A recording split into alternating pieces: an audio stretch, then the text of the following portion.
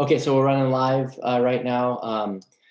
So today we're going to continue talking about the ethics of human enhancement. The key figure who we're talking about this period will be Leon Kass in his paper on ageless bodies and happy souls that we began discussing at least briefly last time.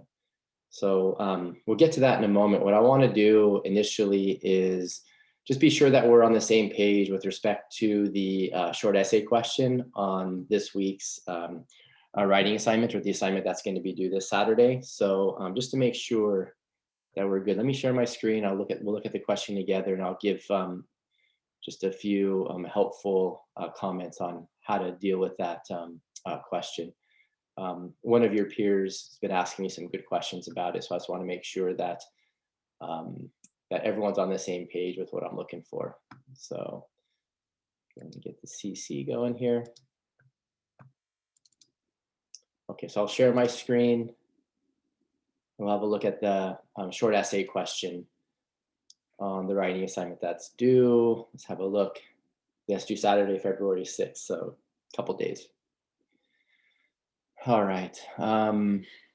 So the short essay question here is an opinion, or it's asking for an opinion essay or an argument or argumentative essay that you've written in perhaps some composition course prior to taking this class.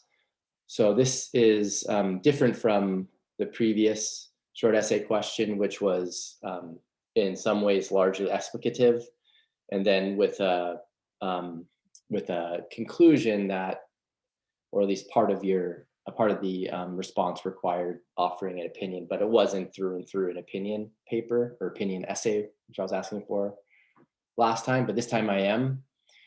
So the key thing here is you're choosing between Bramble and Belshaw, and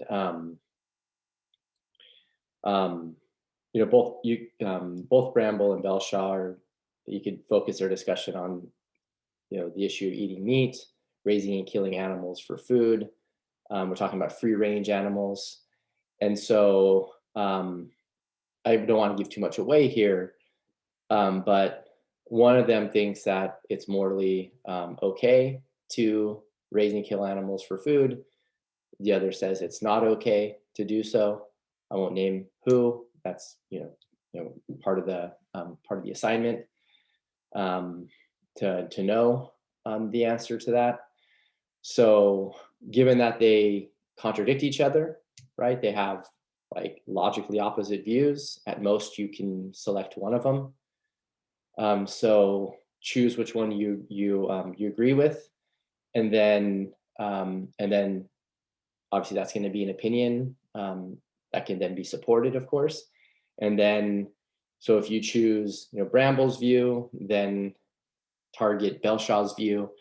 And when you target Belshaw's view, what you're doing is you're arguing against Belshaw's argument for his view. And likewise, if you side with Belshaw, then you're going against Bramble.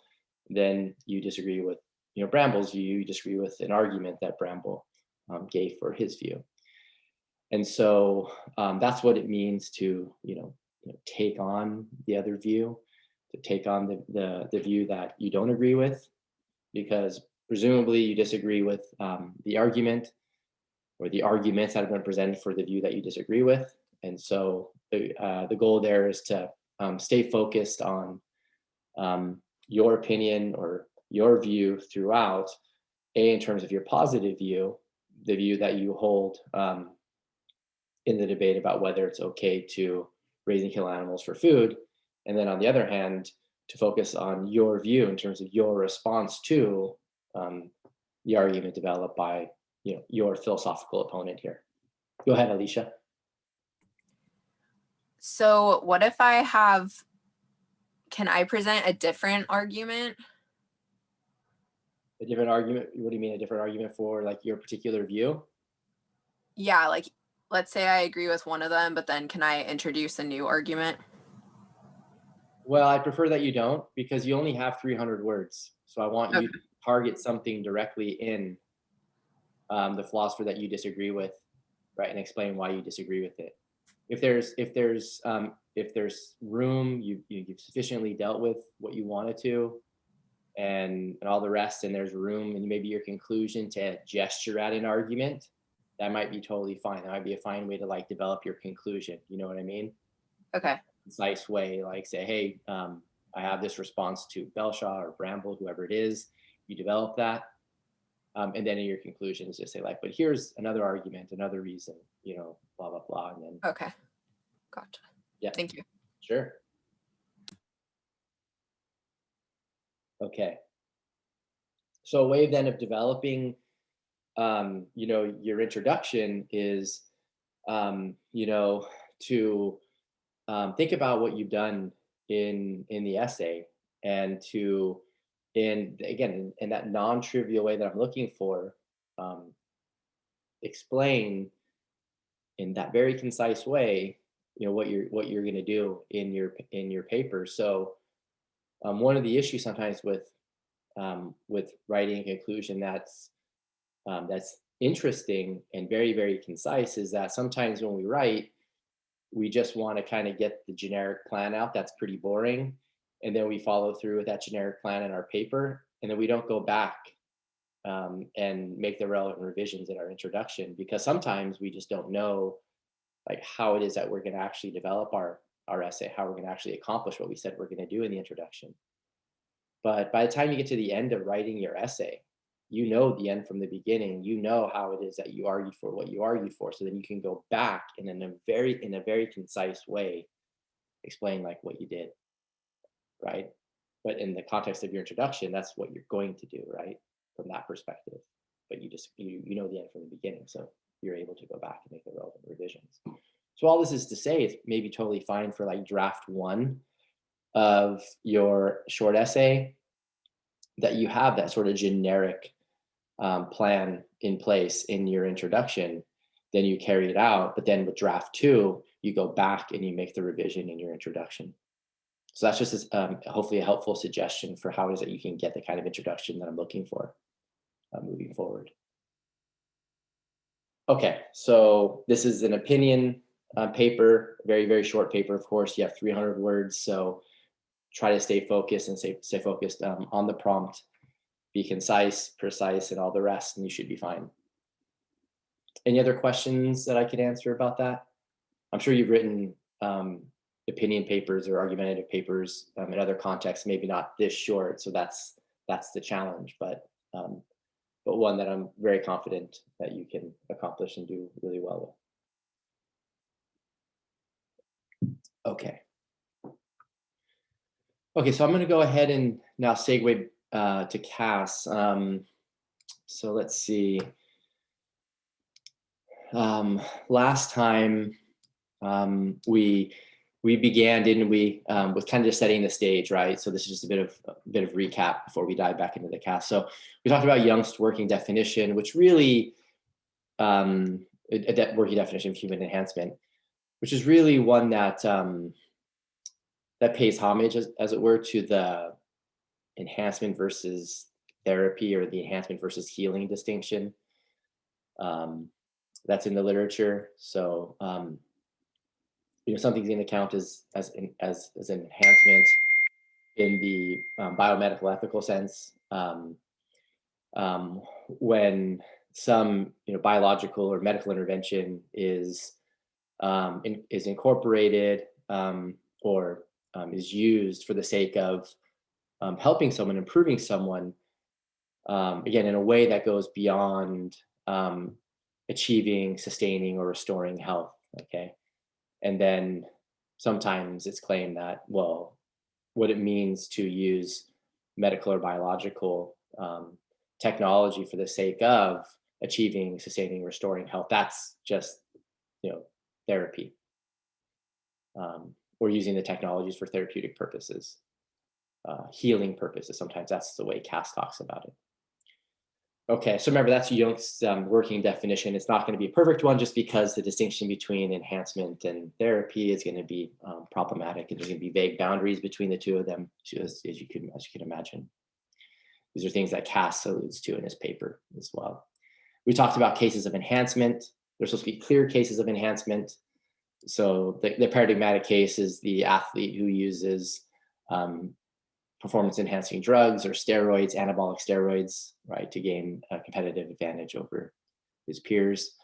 In the cases of non-enhancement, think about someone using anabolic steroids, right, for the sake of dealing with something like muscular dystrophy, okay? It's just a paradigmatic case of non-enhancement. And then cases of disenhancement, perhaps the paradigmatic case here would be somebody who would want to have their limbs removed because of some maybe psychological disorder they have. So I don't want to go through all the details here, but just to give you just a bit of a refresher moving forward. Then remember the key positions in the enhancement debate, the human enhancement debate, the human genetic enhancement debate, were the bioconservative position and the transhumanist position. So the bioconservatives tend to be roughly opposed to genetic enhancement, opposed to the use of biomedical genetic technology, okay? And the transhumanists, right, they tend to be for it. And so sometimes they're called transhumanists and they identify as transhumanists because these thinkers sometimes think that there's a sense in which we can use this new and emerging technology to become, in some sense, you know, greater humans, better humans, or sometimes even say use the technology to go beyond even being human. So this idea of trans, right? It has different meanings. Sometimes it means greater, better, improved. Sometimes it means even beyond. So okay. So typically the transhumanists, they're going to end up saying something like these technologies, they're going to improve our health. They're going to improve the length of our lives, the quality of lives that we live psychologically, et cetera, et cetera. And so we should use the technologies. Again, all things being equal. And the bioconservatives are going to say, well, there's a kind of wisdom in allowing things to sort of plod along in their natural way, and we have to be careful when we use these emerging technologies in the biomedical field to try to improve our lives. Okay, and Kass, he defends a bioconservative view. That's big picture, easy point that one get pretty readily from just starting the Kass paper. I should note that, you know, Kass, he's not a philosopher, though he seems to understand quite a bit of philosophy. He's a physician, he's a public intellectual. So he doesn't write in many ways like a lot of philosophers do, at least contemporary philosophers, how contemporary philosophers write, at least in certain traditions. He writes maybe in a richer, sometimes maybe more pregnant way, but still, he's engaging with quite a bit of the philosophical literature, even if he's not writing in a way that cites all the relevant sources. Okay, so the game plan today is going to be to discuss Kass's key issue with the literal terms of the debate. So in his paper, he has a section titled Terminological Issues, or Terminological Point, I believe might be what the section is called. We'll talk about Kass's preferred formulation of the terms of the debate, given that there's a literal issue with the terms of the debate. And we'll talk about Kass's discussion of 3 obvious objections to uses of biological or biotechnical power. Biotechnical power, biotechnological power. And then we'll discuss Kass's objections to the uses of biotechnical power. Okay, so it'll turn out that that Kass thinks that these obvious objections, these quote unquote obvious objections, that they fail. So we'll need to think about the problems with using biotechnical power in a different way than these obvious ways would suggest. Okay, so yeah, we'll begin page 12 roughly is where we're at. Yeah, the problem of terminology is the title of that section I was trying to get to. Okay, let me go back here. I'm at the end of my last.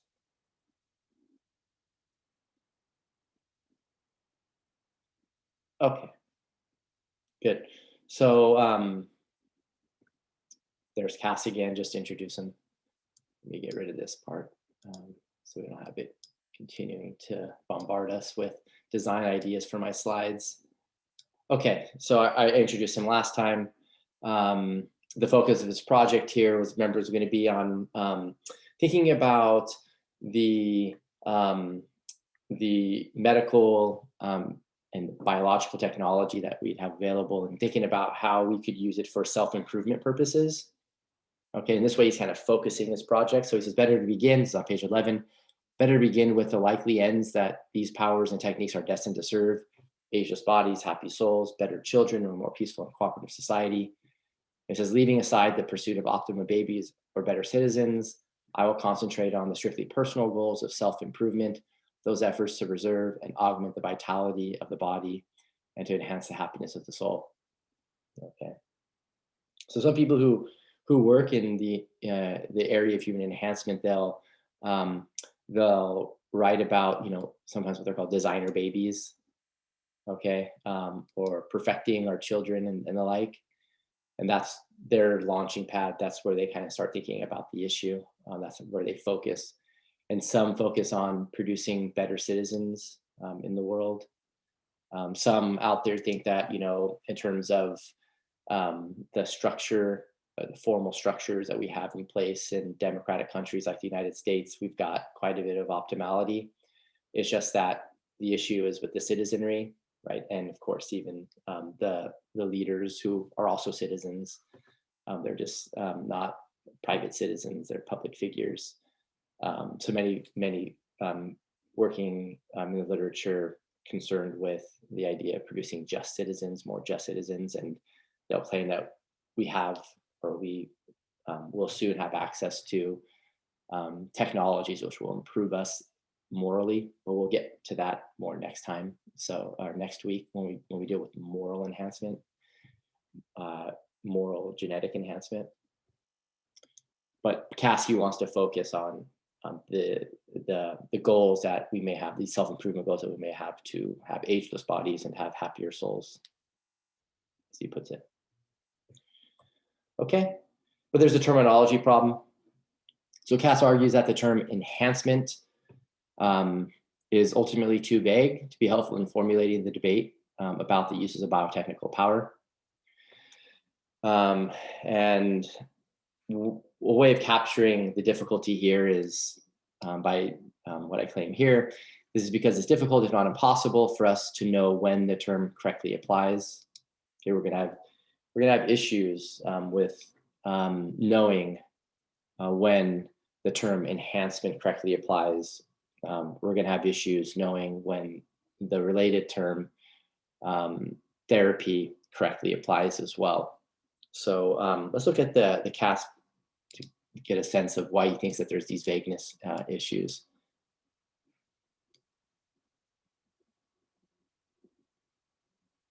So keep in mind that the issue of vagueness is different from the issue of ambiguity. So when we say that a term is ambiguous, what we mean is that it has multiple possible meanings. When a term is vague, on the other hand, that means that there's uncertainty with respect to its application. There's uncertainty with respect to the truth of certain sentences involving its use, right? Because we're just not sure that the term applies correctly.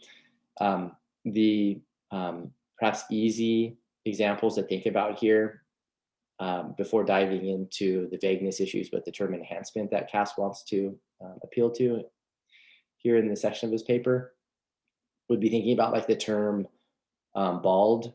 This is a famous example that's oftentimes used to try to capture like what it means to say that a term is in our language is vague.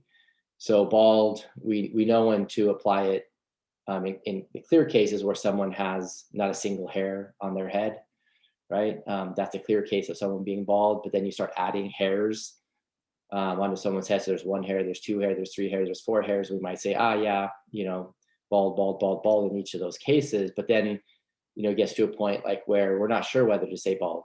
Is it at 1,000 hairs? Is it at 100 hairs? Like, where is it exactly? And so the idea is just that, like, for whatever reason, we can't be certain, we can't be clear on whether or not we can adequately, successfully apply the term bald.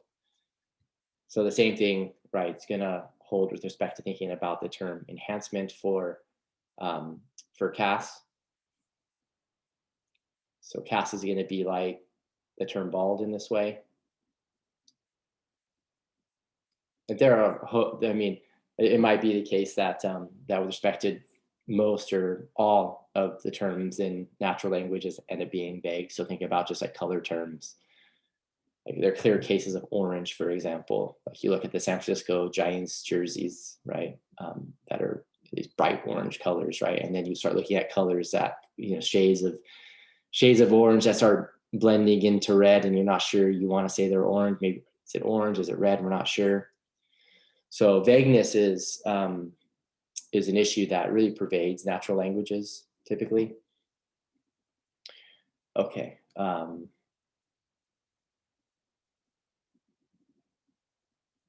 So yeah, the problem of terminology. He says at the very end of this very first paragraph, I see no clear way of speaking about the subject matter or the subject using simple, trouble-free distinctions, like the distinction between enhancement on the one hand, therapy on the other. So he goes on to say, among the few people who have tried to address our topic, most have approached it through a distinction between therapy and enhancement, as I've already anticipated. Therapy, the treatment of individuals with known diseases or disabilities. Enhancement, the directed uses of biotechnical power to alter by direct intervention, not disease processes, but the quote unquote normal workings of the human body and psyche, whether by drugs, genetic engineering, or mechanical computer implants into the body and brain. Right, and those who introduce this distinction hope by this means to distinguish between the acceptable and dubious or unacceptable uses of biomedical technology. Therapy is always ethically fine, so there's some philosophers who claim that. Enhancement is at least prima facie. Prima facie just means, at first glance, not taking every consideration into account, but like at first blush and our first thinking about things. Ethically suspect. Gene therapy for cystic fibrosis or Prozac for psychotic depression is fine, but insertion of genes to enhance intelligence or steroids for Olympic athletes is not. And then health providers and insurance companies, by the way, have for now bought into the distinction, paying for treatment of disease, but not for enhancements. And then this is where he starts challenging the distinction. So maybe there's some initial plausibility. Practically speaking, there's some plausibility given the way health providers deal with the distinction. But he says, those useful shorthand for calling attention to the problem is inadequate for to the moral analysis. So that's why I said that Jung's definition was kind of a working definition, because it is kind of useful shorthand for guiding us for initially thinking about enhancement, but it's not going to be perfect. Enhancement is, even as a term, it is highly problematic.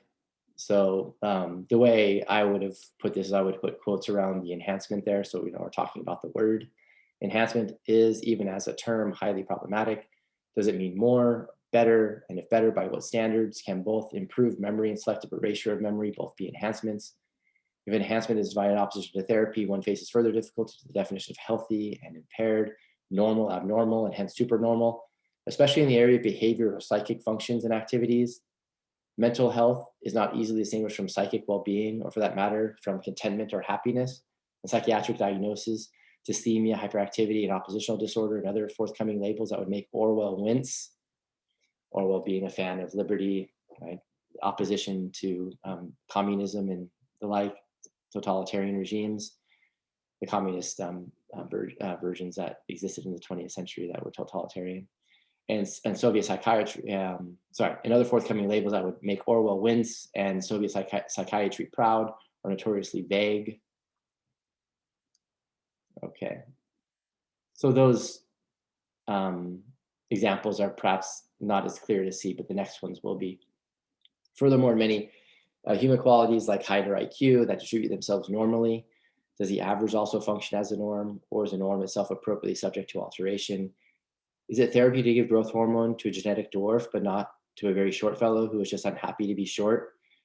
But then if the short are brought up to the average now having become short, will have precedent for a claim to growth hormone injections?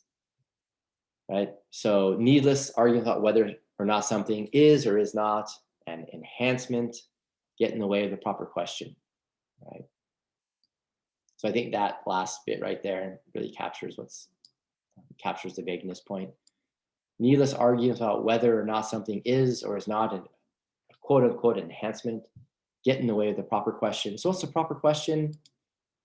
The question that we could ask instead of the question, is genetic enhancement morally permissible, etc. Is this, what are the good and bad uses of biotechnical power? What makes a use good or even just acceptable?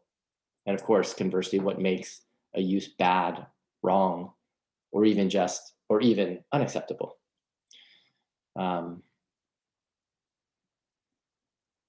Good. So he goes on to say, it does not follow from the fact that a drug is being taken solely to satisfy one's desires that its use is objectionable, as some might want to claim. Conversely, certain interventions to restore what might seem to be natural functioning wholeness, for example, to enable postmenopausal women to bear children or 60-year-old men to keep playing professional ice hockey, might well be dubious uses of biotechnical power. The human meaning and moral assessment are unlikely to be settled by the term enhancement any more than they are settled by the nature of the technological intervention itself. So here Kass is just trying to say that some people try to resolve thinking about the human enhancement debate, as we've been calling it, just by defining the terms just right. And what Kass is saying here, in a nutshell, is just that we're not going to be able to resolve the debate just purely by definition, by defining our terms enhancement and therapy, etc.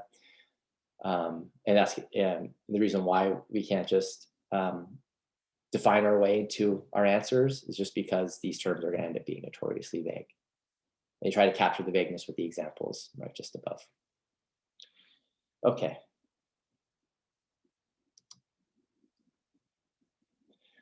So the way in which the vagueness is captured is by thinking about the medical cases.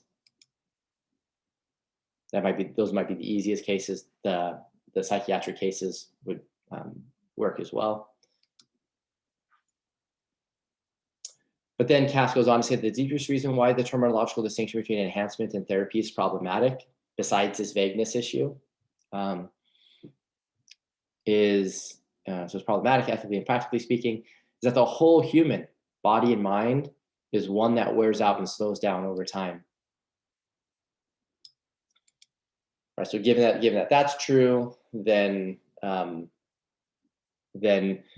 it could turn out that, well, given that the body sort of wears down, right, over time, let's just use the body example here, then to get the body to be restored back to, right, a better state would seem to count as therapy, but there might be lots of cases where we would say that no, that's actually enhancement, right? Enhancement to make the case that some 60-year-old or that some professional athlete can continue playing baseball into his or her 60s, right?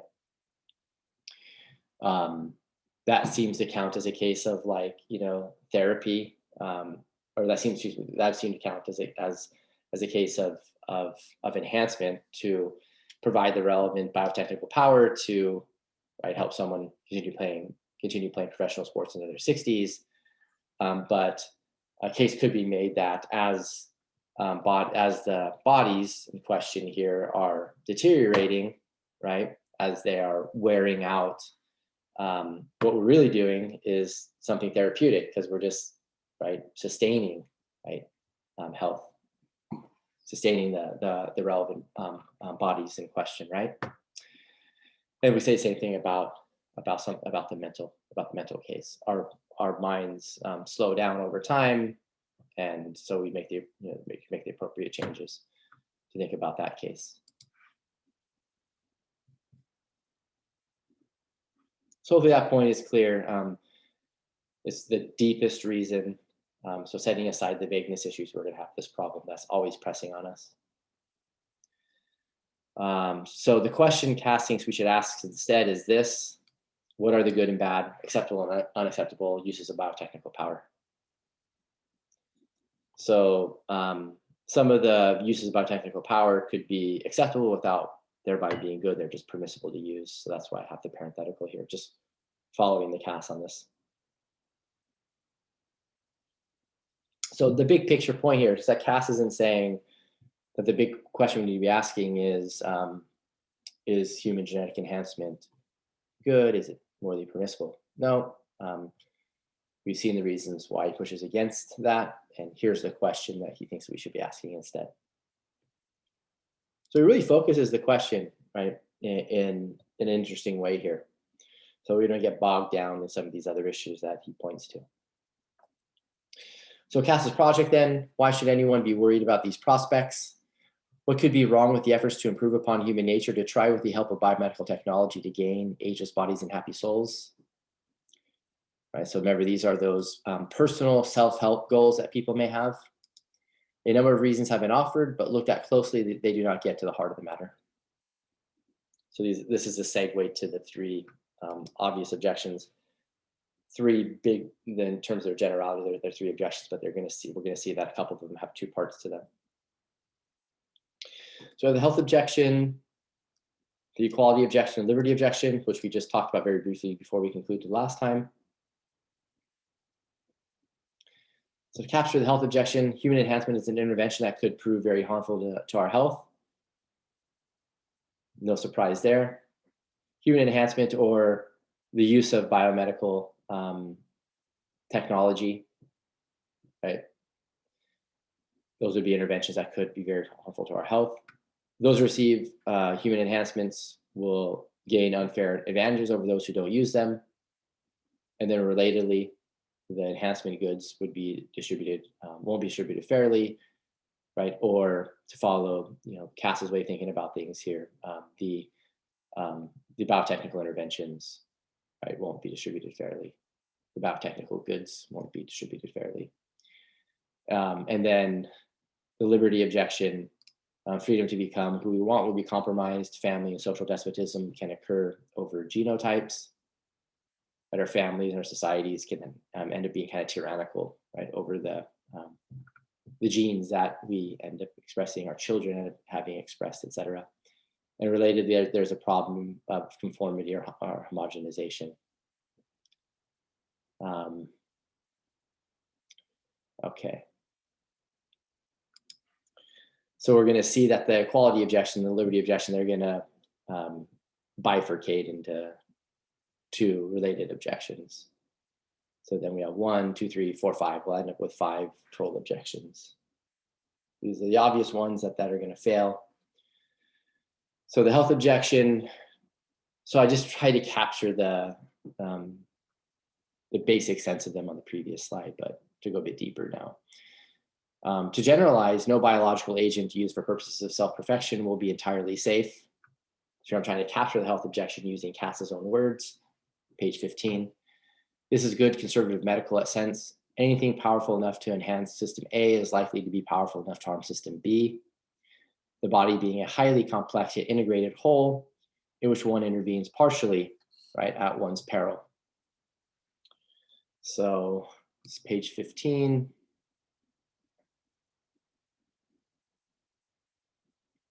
So this is the section, the 3 obvious objections. So he says, in a health, this is bottom page 14, and we'll begin there. In a health-obsessed culture, the first reason given to worry about any new biological intervention is safety, and that is certainly true here. Athletes who take steroids will later suffer premature heart disease. College students who take ecstasy will damage dopamine receptors in their basal ganglia and suffer early Parkinson's disease. But to generalize, no biological agent used for purposes of self-perfection will be entirely safe, and this is where the passage that I just read from the slide picked up. And then, right then after that, after laying out the objection, Kass gives his reply, and we'll get back to that in a moment. Okay, or we can turn to it now. Actually, since we're there, let's go ahead and talk about it. So he says, yet many good things in life are filled with risks, and free people, if properly informed, may choose to run them if they care enough about what is to be gained thereby. If the interventions are shown to be highly dangerous, many people will later, if not sooner, avoid them, and the FDA or tort liability will constrain many a legitimate purveyor. Those who are perhaps selling the anabolic steroids or whatever, to those who are spending hours in gyms. It surely makes sense as an ethical matter that one should not risk basic health by health trying to make oneself quote unquote better than well. On the other hand, if the interventions work well and indeed are highly desired, people may freely accept in trade-off even considerable risks of later bodily harm. We tend to think that that's okay. We don't stop people from doing these kinds, in engaging in certain interventions already, even if there will be long-term harm. And indeed, we even allow people to engage in activities that lead to short-term harms, and then even worse, later harms in the long term. So think about examples like drinking and maybe drinking heavily or smoking and these kinds of things. Yet in the end, the big issues have nothing to do with safety. As in the case of cloning children, the real questions concern what to think about the perfected powers, assuming that they may be safely used. So let's just go ahead and assume that some of these biotechnical interventions are safe to use. Just for argument's sake, it seems like there still would be an issue with using the biotechnical powers.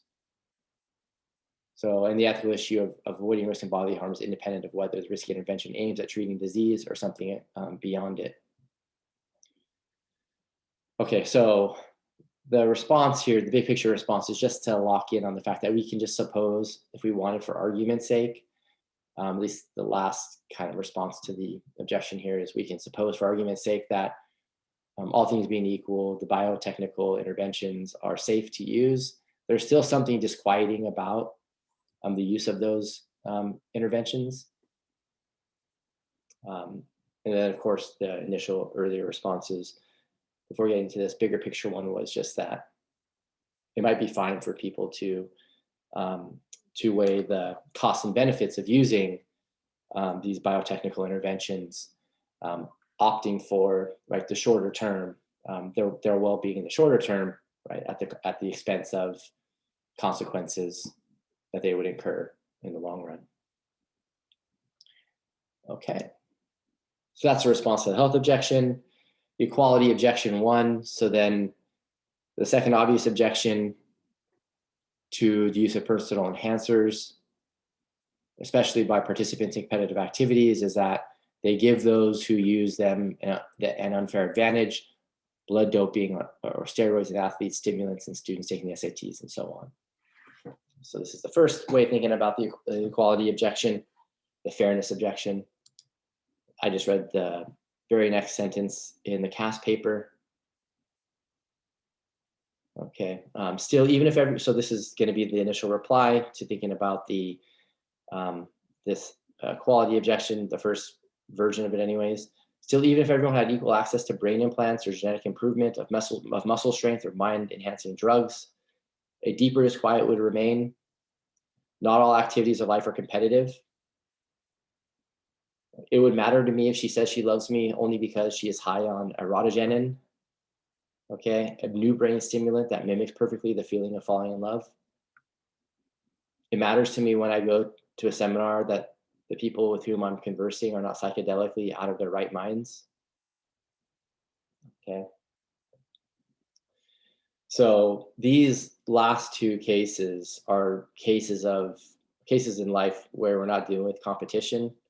So we're not really worried about fairness issues, right? So so there may be fairness issues that are relevant when we think about the relevant biotechnologies and using those to intervene in our bodies and our minds. But still, think about those aspects of our lives where the competition doesn't seem to be relevant. It does seem that even in those circumstances, even in those cases, at least many of them,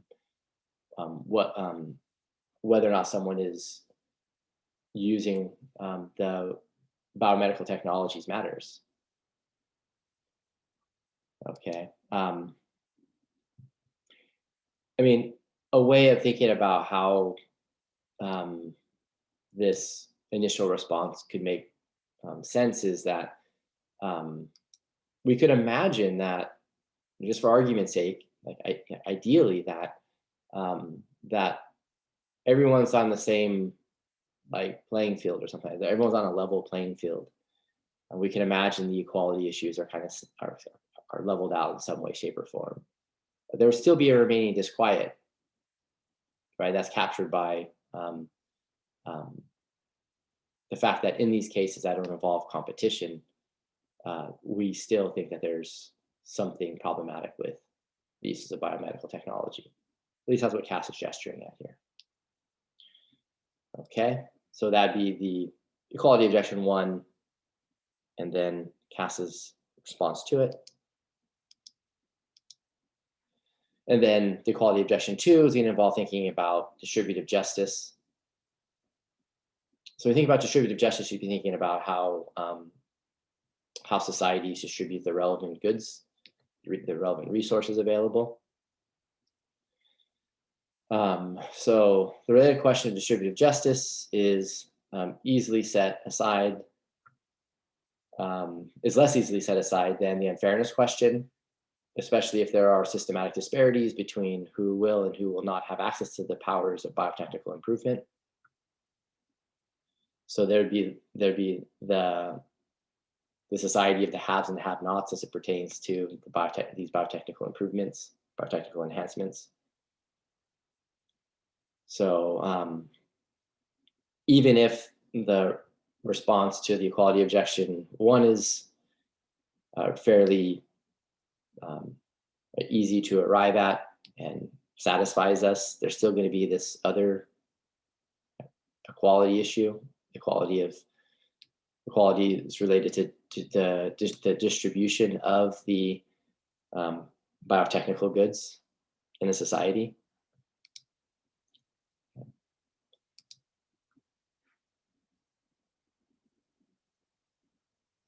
So continuing on where I left off in the slide, the case can be made yet more powerful to the extent that we regard the expenditure of money and energy on such niceties as a misallocation of limited resources in a world in which the basic health needs of millions go unaddressed. As a public policy matter, this is truly an important consideration. Okay. I mean, you might think that this is related to thinking about like the contemporary issue of vaccines, right? And how on how it currently seems that there are those who are having access. There are those who have access to the vaccines, or they have perhaps easier access, smoother access to the vaccines, and then there are those who are having a harder time gaining that access. And we're finding that those who belong to communities of color, they're having a harder time gaining access. They are less vaccinated, right, compared to the white counterparts in our society currently. Now we're just thinking about biotechnical goods here. Of course, vaccines, remember we talked about vaccinations, right, vaccinations being a kind of technology that is difficult to locate as either an enhancement or as, right, a therapy, okay? Another way of seeing that there's difficulties with the enhancement and therapy distinction. But then he notes here, but once again, the inequality of access does not remove our disquiet to the thing itself. So now back to thinking about just biotechnical interventions using the biomedical technologies that we have available to us. So even if we were, again, to suppose that that the enhancement or the biotechnical goods were distributed in a fair way or a fair enough way, there's still the issue of the goodness of what's being distributed in the fair way. Okay. And so he continues, and it is, to say the least, paradoxical in discussions of the dehumanizing dangers of, say, eugenic choice, when people complain that the poor will be denied equal access to the danger, the food is contaminated, but why are my portions so small? It is true that Aldous Huxley's Brave New World runs on a deplorable and impermeably rigid class system. So if you haven't read Brave New World, maybe this won't make much sense to you, but I'm guessing that most of you have, in high school at the very least.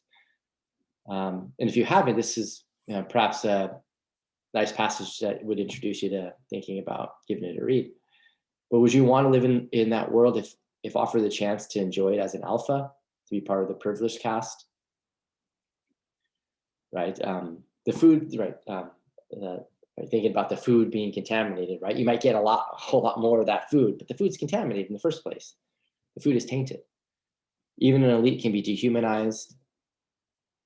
So even someone who has access to the relevant biotechnical interventions, the biotechnical goods, can be dehumanized.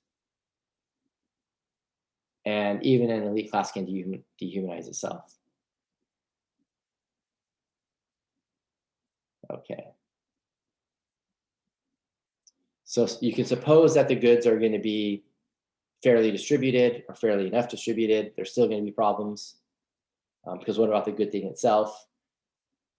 Another reply is, if you're thinking just about the personal self-improvement case, suppose you put yourself in the elite group. So you are one of the haves. So we're thinking about the unequal distribution of the relevant biotechnical goods here. You put yourself in the elite group. It could still be problematic for you to use those technologies for the sake of intervention, given that they're dehumanizing. There's something problematic with them. So two different kinds of responses there in response to the equality objection too. And now the liberty objection. So third objection centered around issues of freedom and coercion comes closer to the mark. This is especially the case with uses of biotechnical power exercised by some people upon other people, whether for social control, say in the pacification of a classroom of Tom Sawyers, a good reference there, or for their own putative improvement, say with genetic selection of the sex of the sexual, say with the genetic selection of the sex or sexual orientation of the child to be. Typo there got me. Okay, so we're just following the Kass here. I think it's helpful to read some of these passages together just because I do think the Kass is initially hard to read, but I think the more you read it, you actually find that he's actually a really, really good writer. A third objection centered around issues of freedom and coercion, both overt and subtle, comes closer to the mark. Right.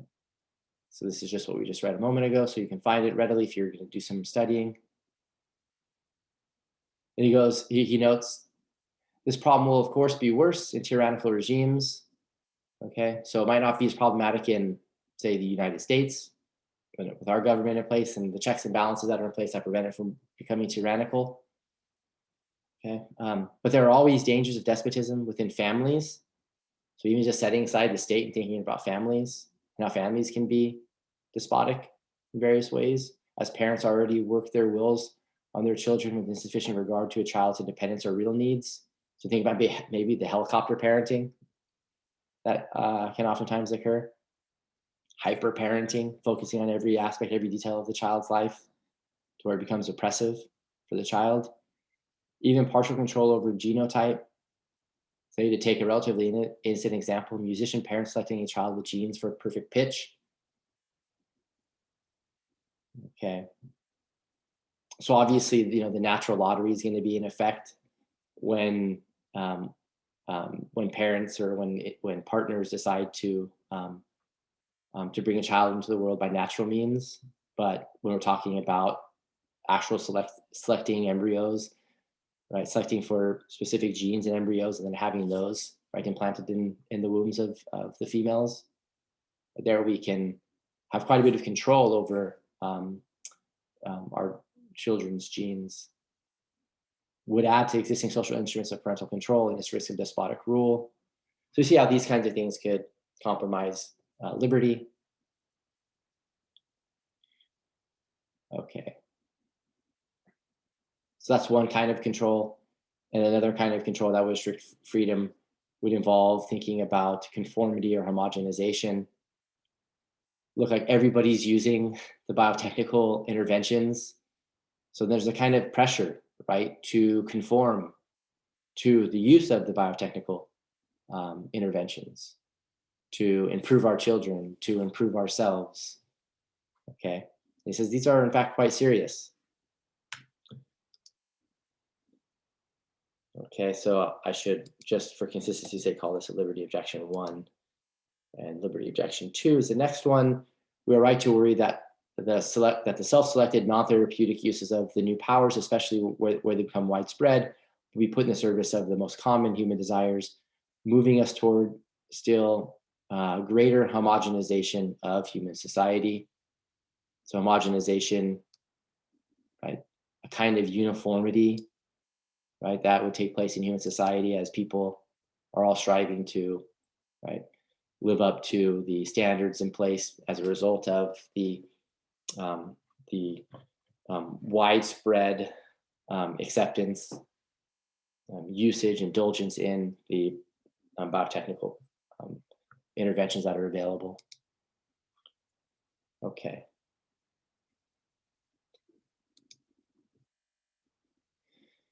All right. You want to see if I reply to this as well.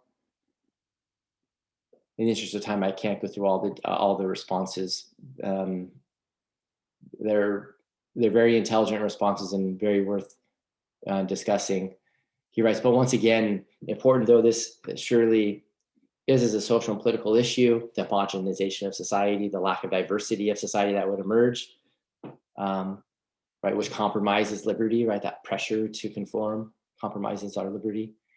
It does not settle the question for individuals. So that's sort of like a big social political issue. But now we're thinking about, remember the self-improvement point, which Kass is trying to keep as the focus of his discussion of thinking about the permissibility, the goodness of using biomedical technology to improve our lives.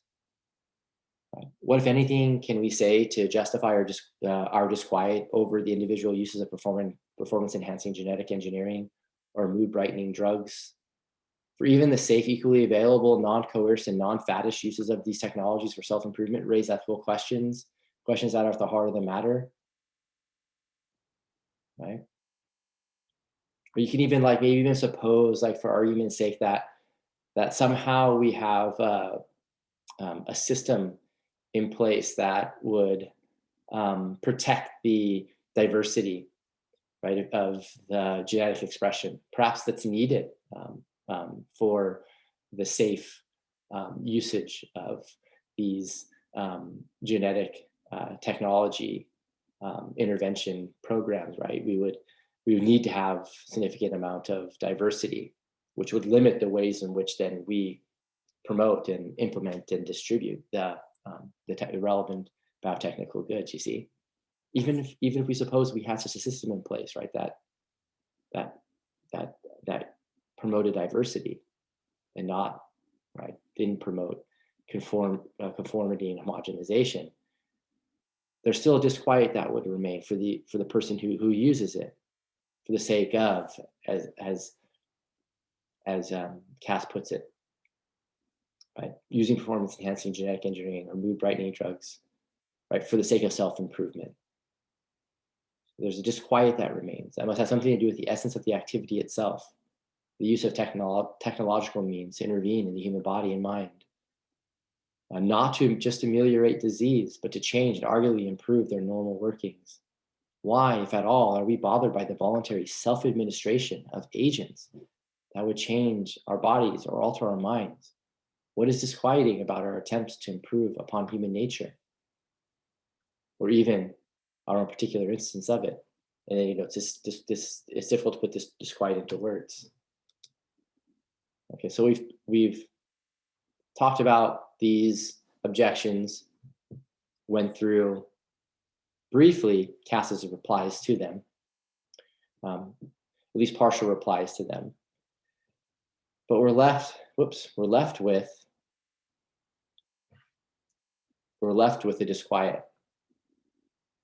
The obvious objections have I failed. A disquiet remains. That's difficult to put into words, says Kass. So the question, what's wrong with self-improvement or the self-improvement use of biotechnical power?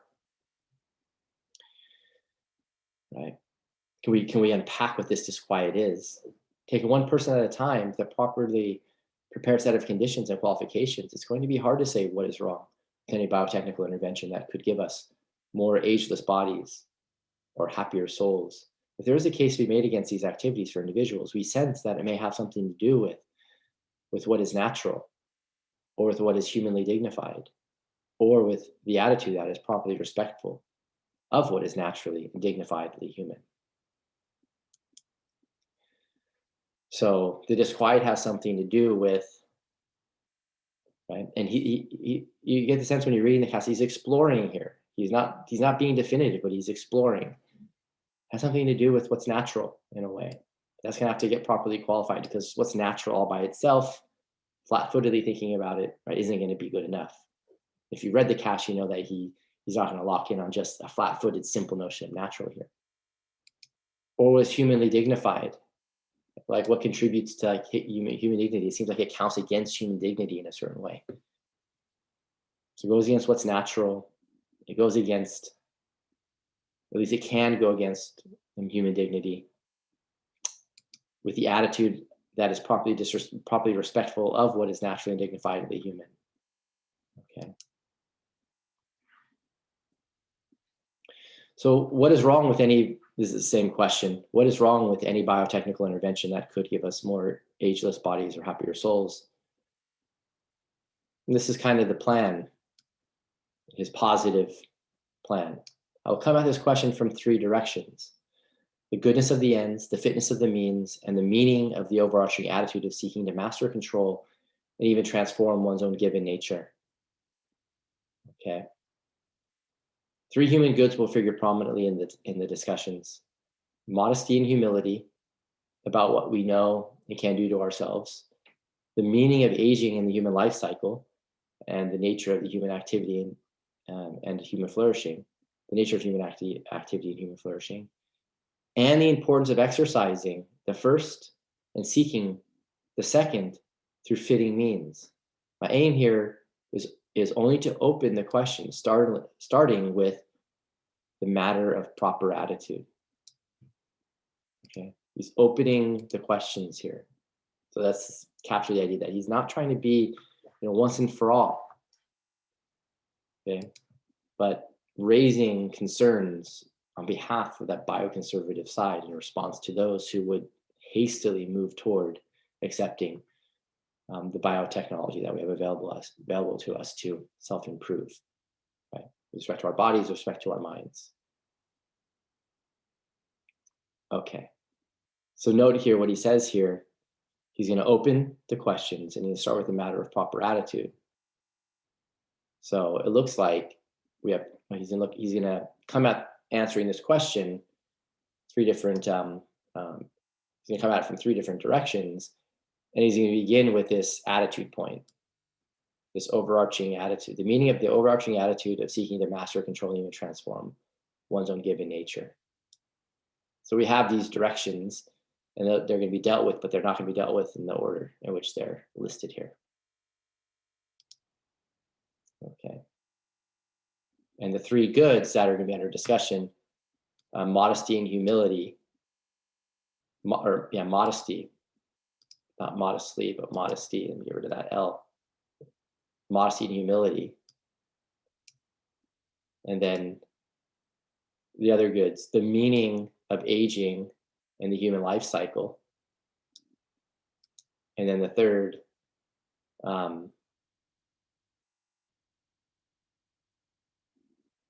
the nature of human activity and human flourishing.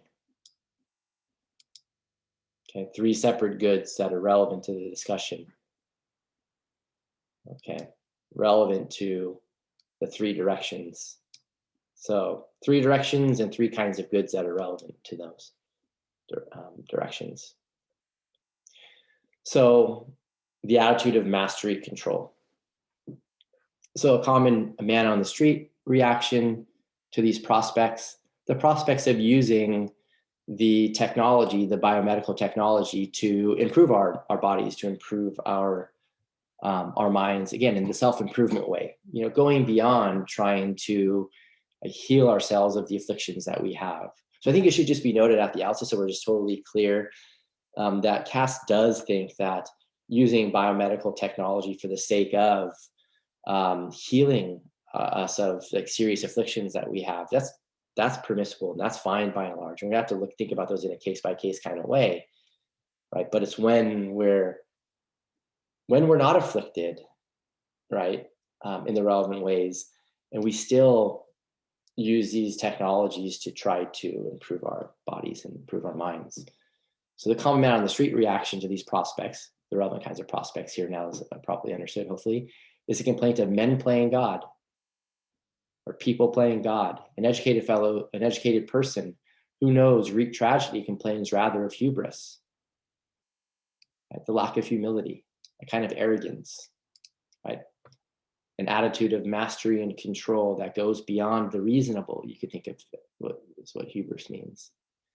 Sometimes the charge means the sheer prideful presumption of trying to alter what God has ordained or nature has produced. So some go by way of saying, oh, you're messing with what God has created. And some go, no, nature is a certain way, right? It's evolved in a certain kind of way.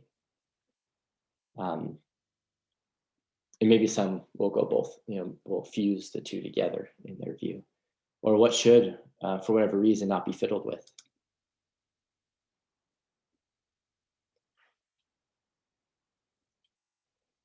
So what's disquieting then about playing God, mastering nature? So this, we know that Kass thinks that there is something disquieting about using the biotechnical interventions, the biotechnical goods to self-improve. There's a disquiet that's there. And hubris is going to account for this disquiet in part, but what Kass thinks is we need to lock in and understand the relevant hubris, where the hubris needs to be located. And so he discusses a view of hubris that was developed by the philosopher Michael Sandel. In Sandel's version of the answer, the hubris answer that helps explain this disquiet that remains when we think about the use of biotechnical or biotechnology to improve ourselves beyond affliction, etc., involves thinking about an ethics of the giftedness of the given. Okay. So the idea here is that there's a sense in which, like, we find ourselves just right with various things being given to us. We find ourselves, being brought into the world, by our parents, of course. And there are a lot of things that are just kind of there as part of the given in our experiences. And Sandel wants to say that when we start developing these biotechnologies for the sake of enhancing ourselves or for the sake of improving ourselves in the relevant kinds of ways, we start acting with hubris. We start going beyond, right, what's reasonable in our attempt to master the natural world, because we're failing to recognize that so much that's the given is actually a gift. So we start tampering with these gifts that have been just given to us. And what Kass wants to say in response to someone like Sandel is that the given must have value for it to be understood as a gift in the first place. So there's lots that we find ourselves just kind of given in experience in virtue of, say, being born and brought into this world. But that doesn't mean that what's given is necessarily a gift. So that's the way of putting this response here. The given must have value for it to be understood as a gift to us. Okay. So that which is given must have value to be considered a gift. And then once and if those gifts, because they're truly valuable, are tampered with, right, through our exercises, our ventures into producing biotechnical goods for our self-improvement, and then that's what's going to go toward explaining the disquiet. But then the given is tampered with, right, in the relevant ways. This is just an image of Michael Sandel. He teaches at Harvard, and he teaches these really, really large classes. And he's famous for teaching a class called Justice. He has a book called Justice, and he's one of the main bioconservatives. Wasn't listed in the Bostrom paper that I read a passage from last time, but he is one of the prominent bioconservatives in the human enhancement debate. And he makes a stark distinction between enhancement on the one hand and therapy on the other. So Kass's ethics of giftedness. Page 20, he writes, when it comes to human biotechnical engineering, only if there's something inherently good or dignified about, say, natural procreation, human finitude, the human life cycle with its rhythm of rise and fall, and human erotic longing and striving, only if there's something inherently good or dignified about the ways in which we engage the world as spectators and appreciators, as teachers and learners, leaders and followers, agents and makers, lovers and friends, parents and children, and as seekers of our own special excellence, and are flourishing in whatever arena to which we are called, only then can we begin to see why those aspects of our nature need to be defended against the hubris, these attitudes of mastery and control over the natural world. So remember, Kass's focus is on ageless bodies and happy souls, and some of these biotechnical engineering goods are promising, right, much longer lives, and that's why Kass here, mentions natural procreation, human finitude, the human life cycle, and all the rest. Because if there are certain, or only if you're following Kass here exactly, there are certain goods here related to the human life cycle and human finitude, right, and natural procreation, these kinds of things, right? Only if there's something inherently good about these things, right, can we then say that that the biotechnologies that we have in place that would count against right, these natural things, right, it's problematic. I said they are problematic. So then the question becomes, is there something precious about human nature worth protecting and preserving from the hands of those would-be biotechnical powers to impinge on these aspects of human nature, natural procreation, human finitude, the natural life cycle, etc. And I just kind of put in quotes here, or brackets here, a related question. Is there something valuable regarding, something intrinsically valuable regarding the pursuit of our own improvement, of our own flourishing? That is there something valuable to us regarding the means we take to these ends, right? The ends of improving, the ends of flourishing, becoming more excellent. Because remember, we're talking about the way Kass has focused his project here is on self-improvement, right? Self-improvement, becoming more excellent, flourishing. So Kass's answer ends up here being yes, but it's complicated. So there's a sense in which the naturalness, the non-biotechnical, excuse me, of the means we take to achieve improvement and flourishing matter a great deal. But this is consistent with good or acceptable uses of biotechnology as a means to improve our lives, our efforts in a range of cases.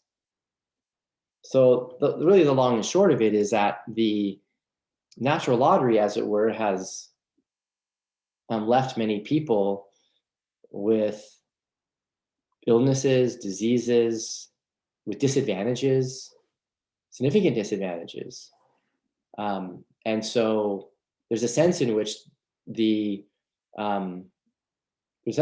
use of biotechnology, the emerging technologies, to provide genetic solutions to the problems associated with a natural lottery are perfectly permissible, even good, across a wide range of cases.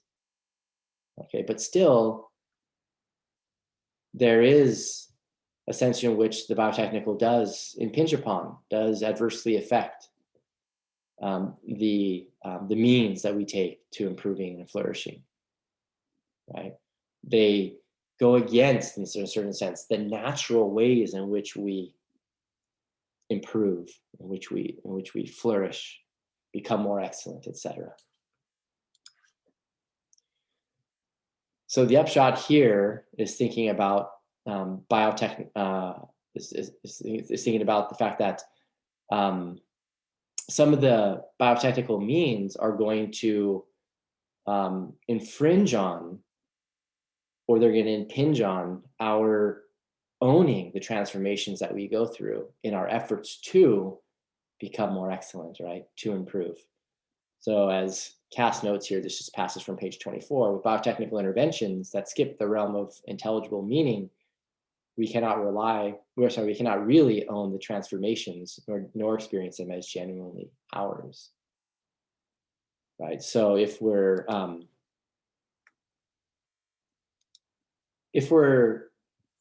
taking pills to, right, overcome certain negative things that happen to us, and going from some negative state to some positive state, some improved state, as it were, but not understanding even how that happened. We just took a pill or got some kind of genetic intervention that took us from A to B, or from the negative state to the positive state that's better, that's improved, right? And we do so without understanding how it is that we got from A to B. Right? That, in a way, ends up destroying, or at the very least, compromising a kind of ownership that we think is important to our transformation, to our improvement, to our flourishing. So we want to grow, we want to improve, but we also want to own the ways in which we do. We want to be the agents that bring about that, right, step by step, and not circumvent, right, the process by some, biotechnological quote unquote cheat. That's the upshot, the long and short of Kass's claim here.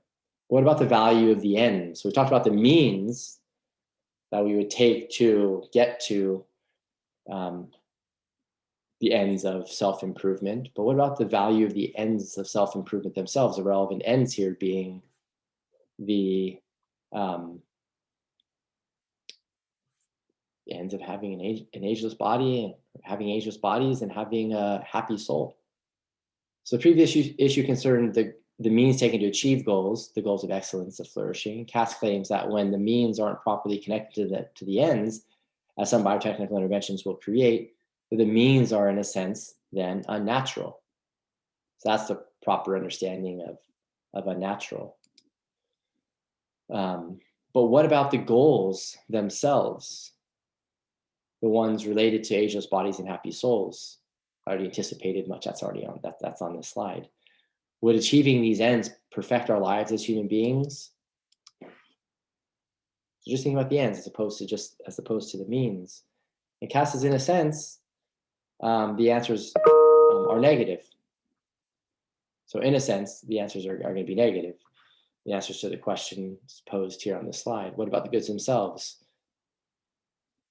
The ones related to ageless bodies and happy souls? The answers are going to be no to these questions. So first we think about ageless bodies, then we think about happy souls. So it's fine to use biotechnical power to help bodies suffering from disease and other issues related to the natural lottery's cruel distribution of ills. But using biotechnology to produce ageless bodies would count against many goods related to the natural aging process, from living in time and from the natural human life cycle with its relation to generations before it and living after it.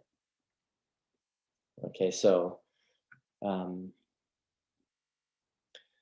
so here in the Kass, page 25 and 26, I know I'm running a little bit late here, so hang in there if you want. But if you need to be somewhere, that's totally fine.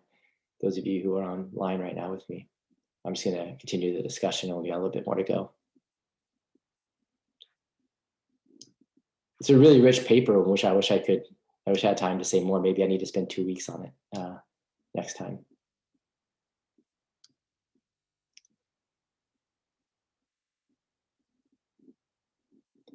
So here, what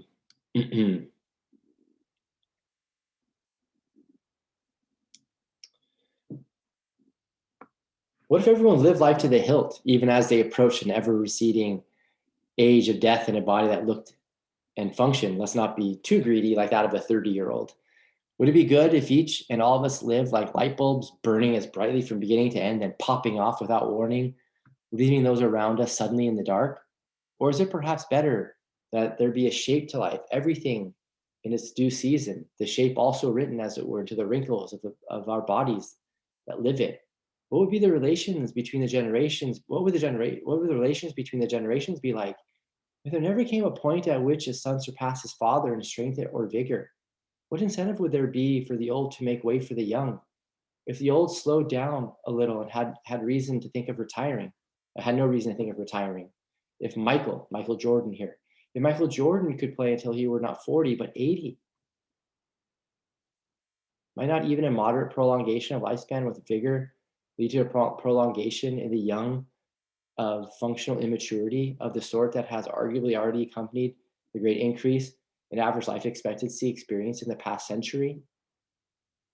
One cannot think of enhancing the vitality of the old without diminishing the maturation of the young.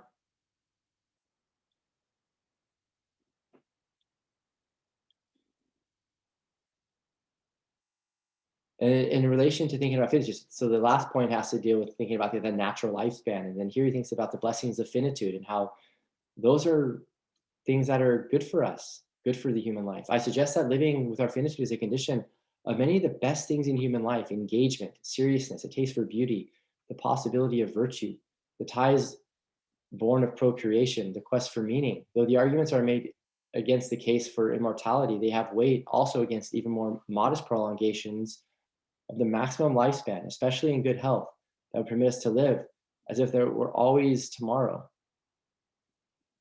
And what I take to be the two most important arguments of that essay argue that the pursuit of perfect bodies and further life extension will deflect us from realizing more fully the aspirations to which our lives naturally point, from living well rather than merely staying alive.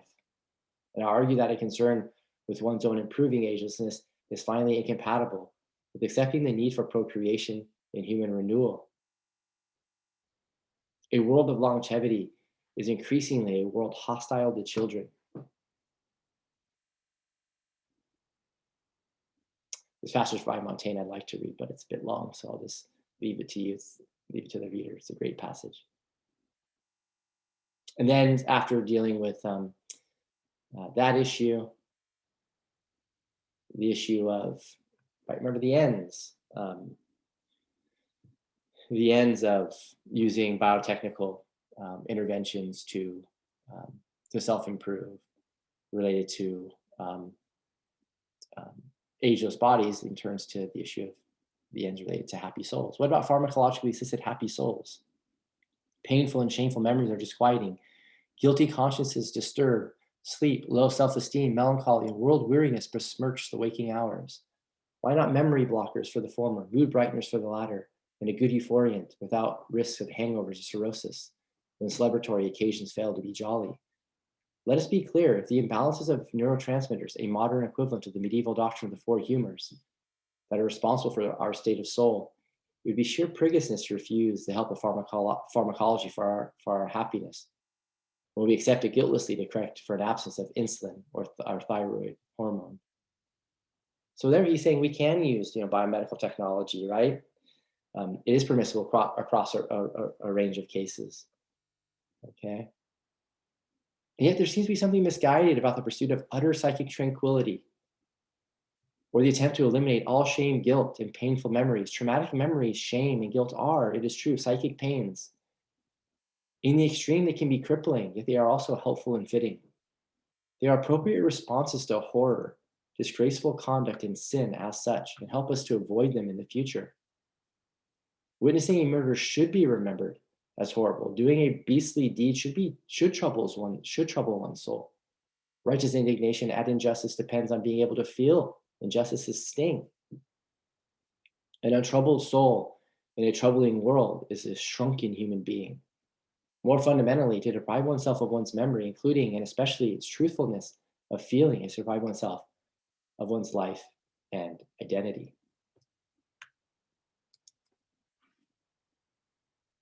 So once again, dealing with happy souls here, it is fine to use biotechnical power for those suffering from psychological disorders and other illnesses.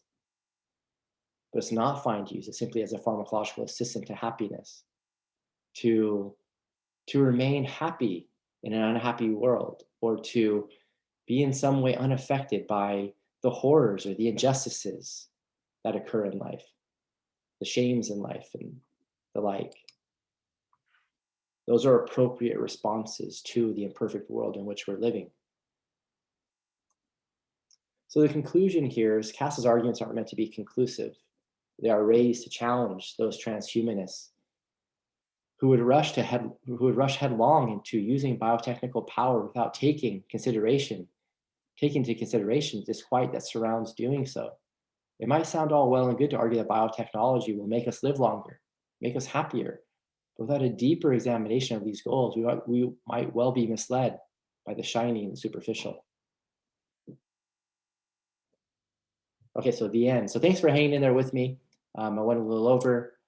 There's quite a bit more in the Kass that I'd really love to discuss. And if you want to talk about it, feel free to come to office hours. And if you want to talk about the Kass more beginning next week, that's totally fine as well. We can kick off with that.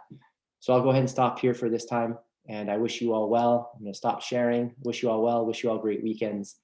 And I'll see you all soon. Take care. Bye-bye.